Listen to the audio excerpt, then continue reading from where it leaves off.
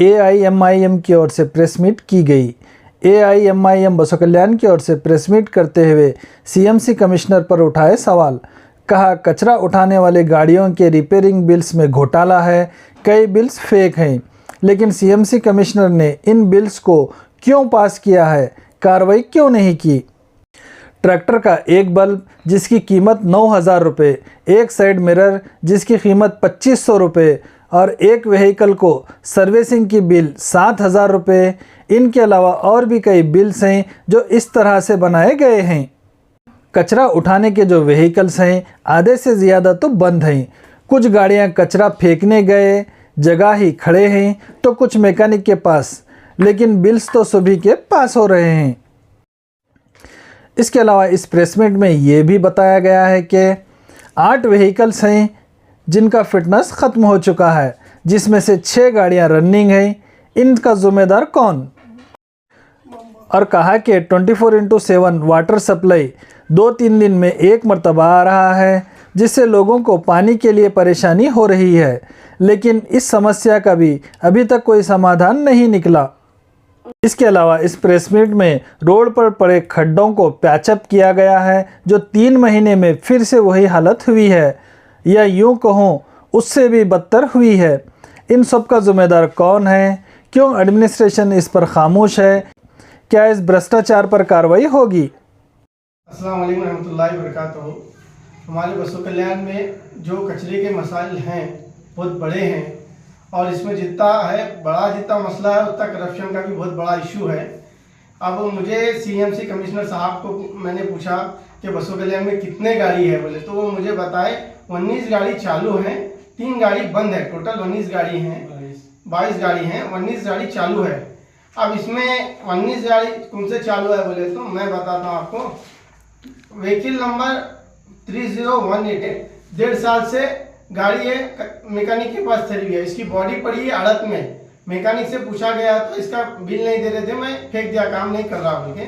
और एक गाड़ी है वैसे ही पड़ी है मैकेनिक के पास, और एक गाड़ी है जिसका काम हो रहा है हेड का, मगर अभी तक सामान नहीं मिला है। इसे मैकेनिक की गलती है या हमारे डिपार्टमेंट की गलती है, मुझे पता नहीं। और इसमें गाड़ी कुछ खास तौर पर इस पर आरटीओ ऑफिस वालों से बोल रहा हूँ कि सीएमसी गाड़ियों के 8 गाड़ियाँ, टोटल 8 गाड़ियों का इंश्योरेंस नहीं है और कुछ गाड़ियों का फिटनेस नहीं है। ये तो इस पर आरटीओ ऑफिस अगर देख लें। और जो कमिश्नर साहब ने मुझे बताया था, इसके बारे में पूछा तो कि एक कॉन्ट्रैक्टर को दिए हैं जिसका नाम है विजय चौहान, क्लास 1 कॉन्ट्रैक्टर है। वो एक हेडलाइट की बल्ब की कीमत 9,000 रुपये लगा रहा है। ट्रैक्टर की हेडलाइट की कीमत 9,000 रुपये है और ऑटो की हेडलाइट की कीमत 900 रुपये है। सुबह बड़ा हब है जो लारी का, उनको पता है कि बल्ब कितने में है क्या नहीं। 9,000 रुपये का बल्ब बता रहे हैं और उसका साइड मिरर 2,500 रुपये का एक बता रहे हैं और गाड़ी सर्विसिंग के 7,000 रुपये बता रहे हैं। ये उसकी बिल है मेरे पास।